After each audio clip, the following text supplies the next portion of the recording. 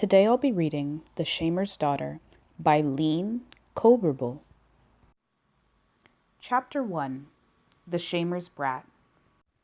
Strictly speaking, it wasn't really Scylla's fault that I was bitten by a dragon. It was probably sheer coincidence that she decided to throw a bucket of whey in my face on the very day the man from Dunark came. But every time my arm hurts, every time I miss Cherry Tree Cottage and the pear trees and the chickens we had, I get mad at Scylla all over again. Scylla was the miller's daughter, the only girl in a brood of 6. Maybe that was the reason why she had become such a pain.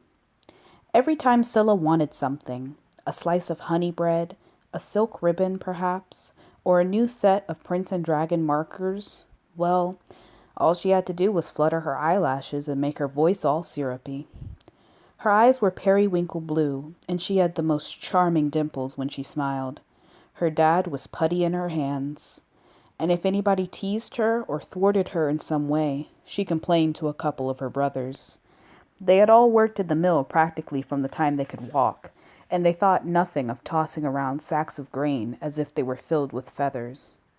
Nobody liked to cross them, not even my own brother, Davin, who actually seemed to enjoy a good fight now and then. Most of the time, Scylla was in the habit of getting exactly what she wanted. Normally, I gave her a very wide berth, but that day had been a bad day from the start. Mama had scolded me for leaving my shawl out by the woodshed the day before, so that it was now soaking wet. I got into a fight with Davin, and Melly, my 4-year-old pest of a little sister, had picked the eyes off my old rag doll. So what if I was much too old to be playing with dolls? Nana was my doll, and Melly had taken her without even asking. I was so mad and so fed up with the whole family that I couldn't stay in the house with them. I stood for a while in the barn and shared my woes with Blaze, our brown mare, who had the sweetest of tempers and was very patient with most human beings. But then Davin led her out to graze among the pear trees in the orchard, and the barn became lonely and boring. I knew that if my mother caught sight of me, it would not take her long to find some task for me. She was of the opinion that work is the best cure for the sulks. Without really thinking about it, I set off down the road toward the village.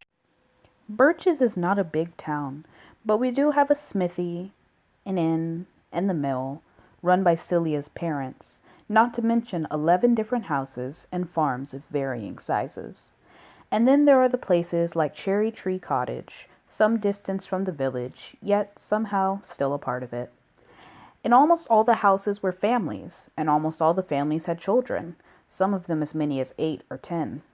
You would think, with so many to choose from, that it would be possible for me to find a friend or two, or at least some playmates.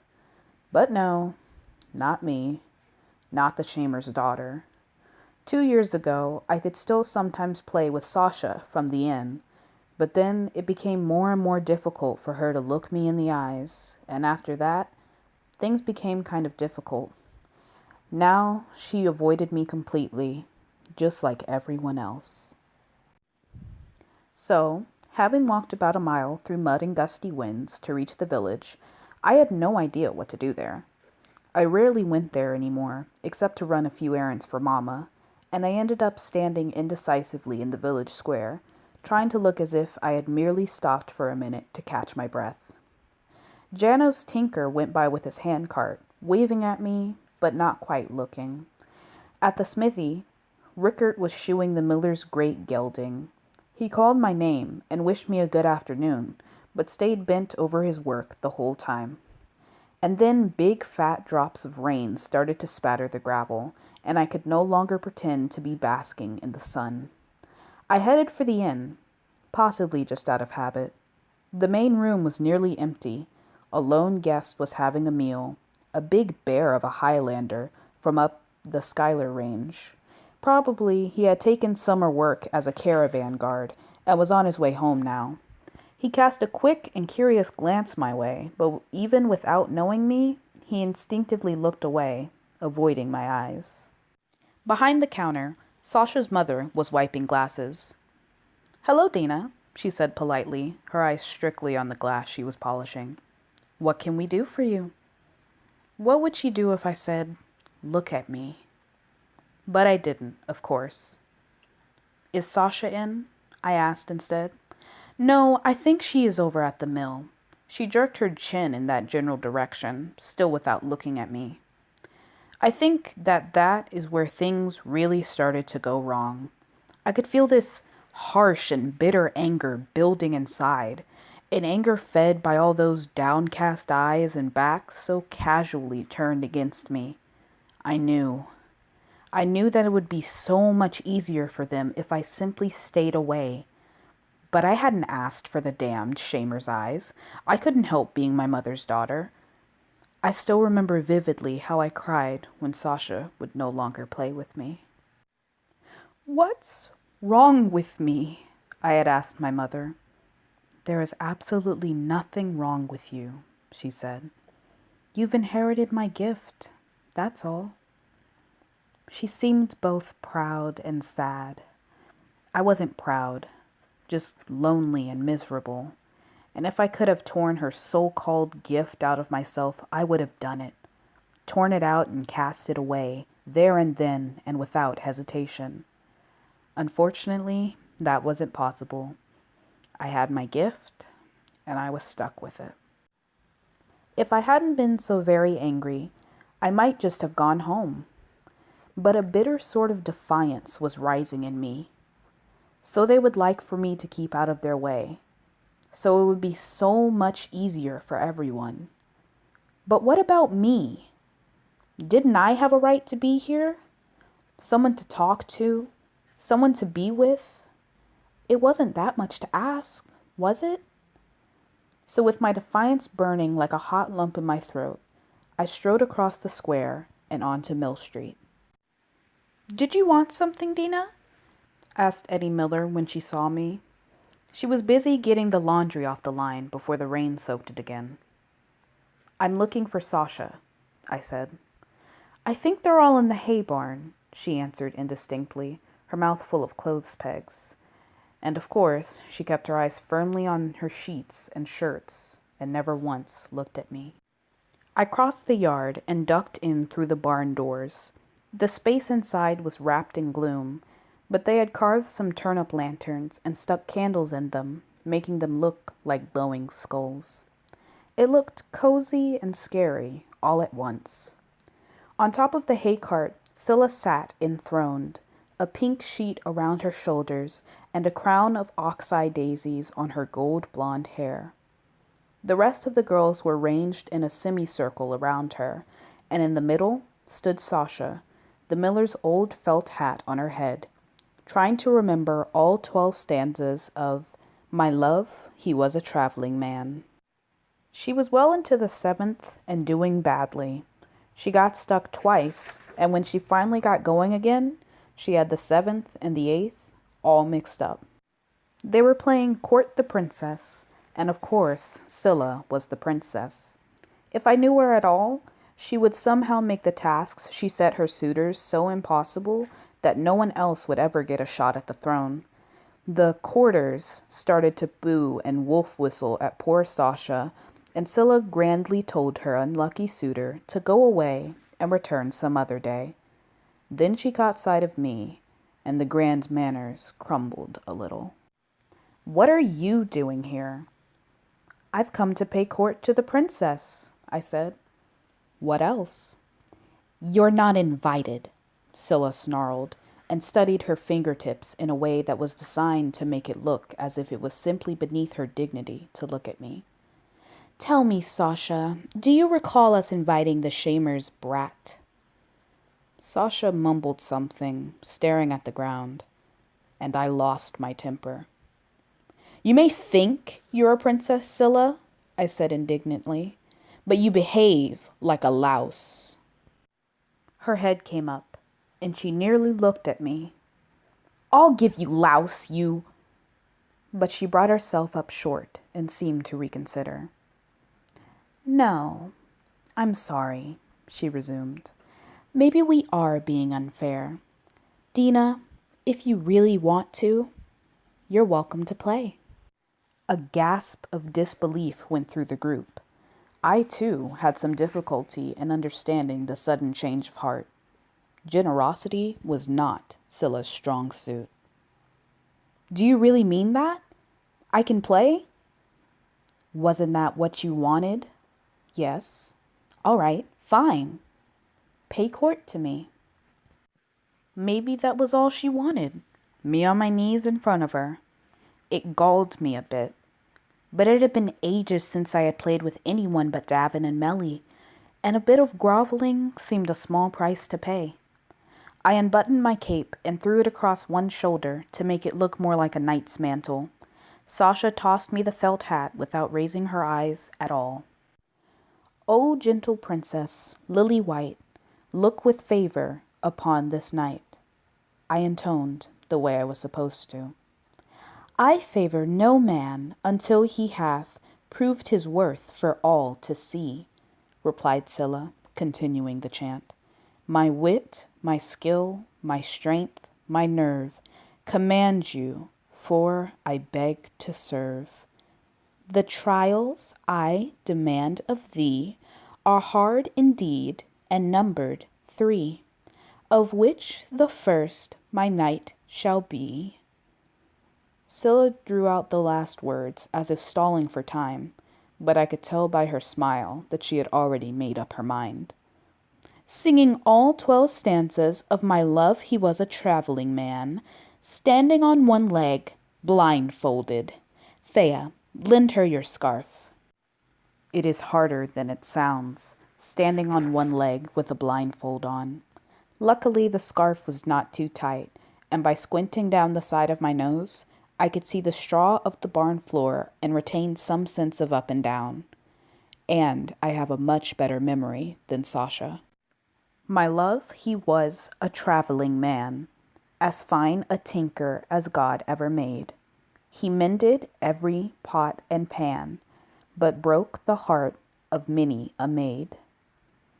I was well aware of the giggles and the rustles around me, but I refused to be distracted. Stanza after stanza I sang, ignoring the trembling muscles of the leg I was standing on. When the strain became nearly too much, I concentrated on the sour look on Scylla's face when she had to give up the crown to me, and suddenly singing a few more lines became easy. I was just taking a deep breath, ready to start on the 12th stanza, when it happened. Something very cold and wet slammed into my face, and instead of air, I inhaled a big mouthful of whey. I completely lost my balance and tumbled to the ground, coughing and fighting to breathe. Whey gurgled in my throat, and some of it went up my nose, burning painfully. At first, I had no idea what had happened, but once I wrenched off the scarf and saw Scylla standing there with the empty bucket, laughing her head off, things became very clear indeed. Get lost, witch brat, and don't come back some other day, said Scylla, nearly choking on her own laughter. She was so busy laughing that she didn't even think about running. And she should have. Never in my life had I been so furious. I needed only one short breath.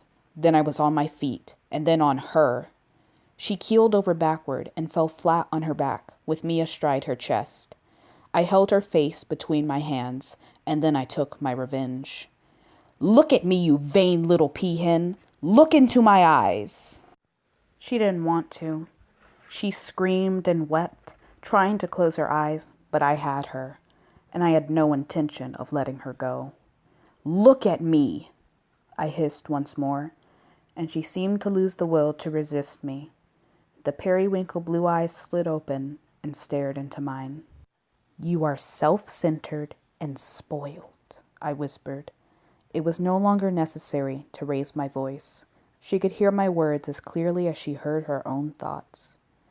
I can't think of a single thing you've ever done for another person, and I know every lousy little trick you have ever used to get your own way.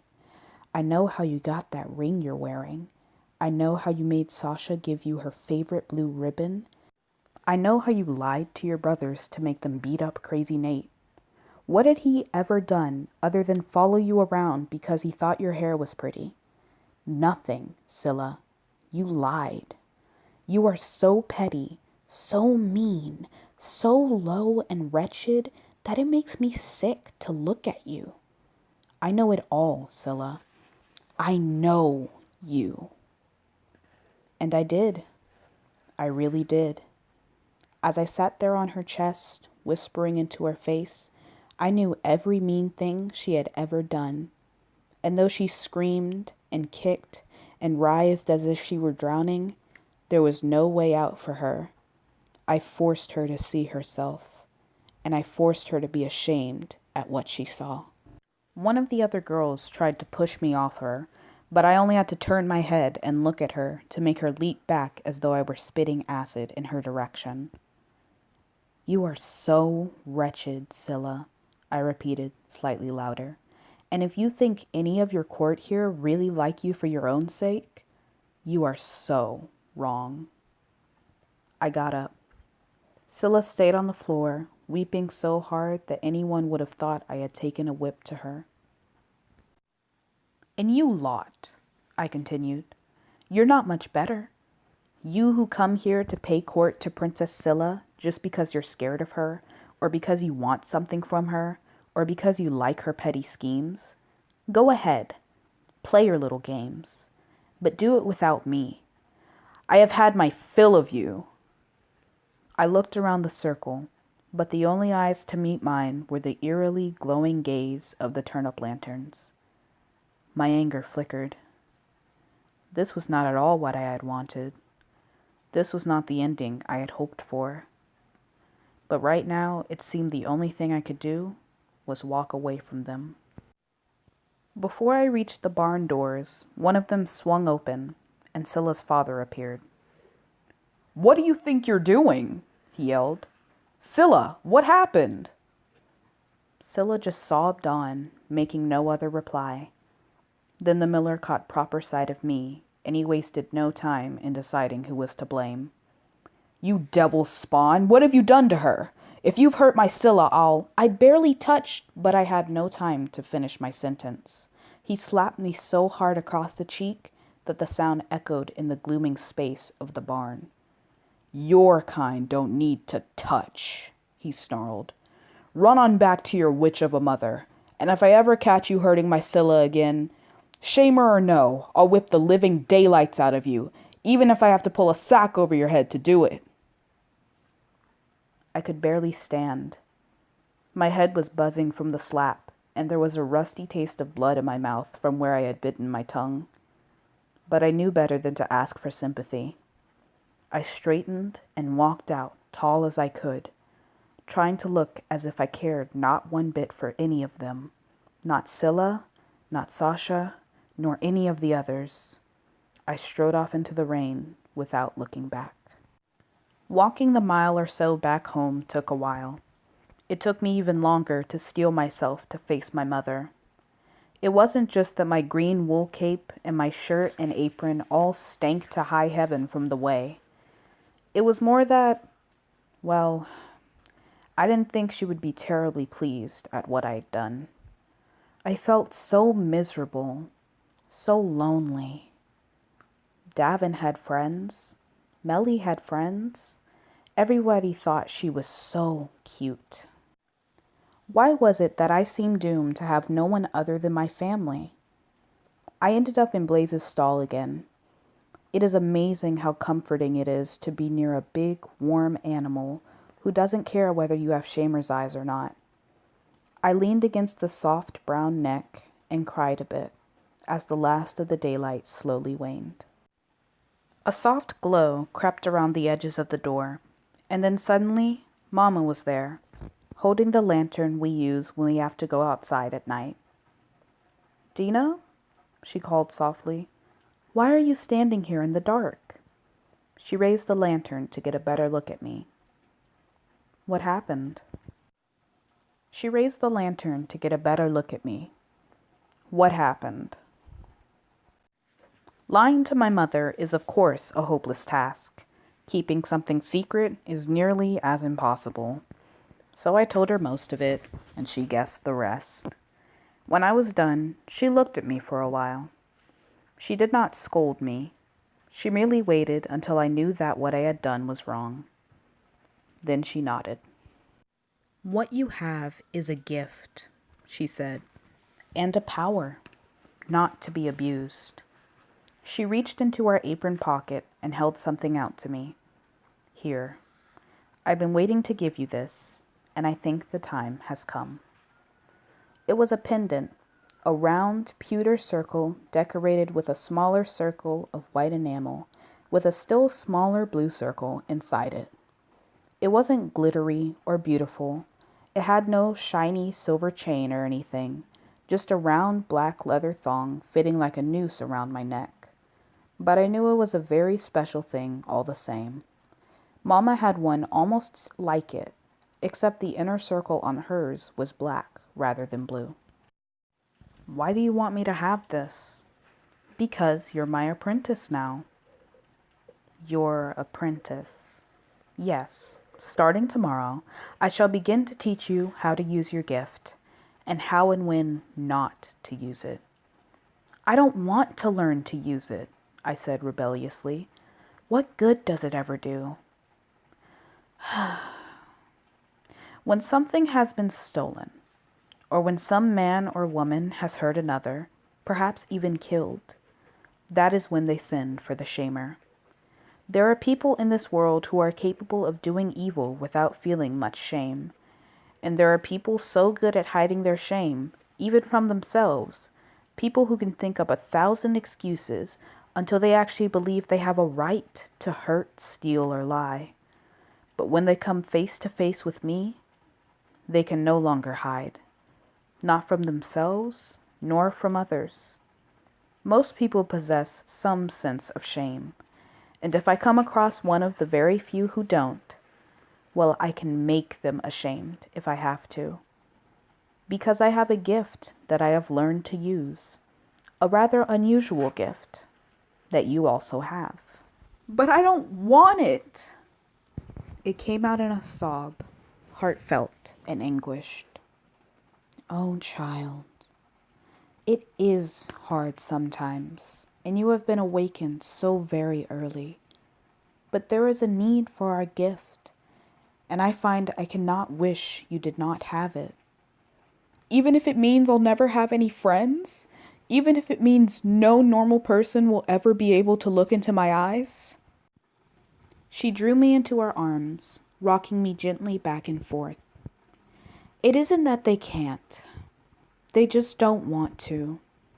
You make them remember all the things about themselves that they would rather forget, all the things that they are secretly ashamed of." She stroked a way-encrusted lock of hair away from my forehead. "But you must be patient. Sooner or later you will meet someone who dares to look into your eyes, and then you will be fortunate indeed. For anyone who can meet a shamer's gaze openly is a very special human being and the best friend you could ever hope for." "I don't suppose it will be Scylla," I said, somewhat gloomily. "No, I don't suppose it will."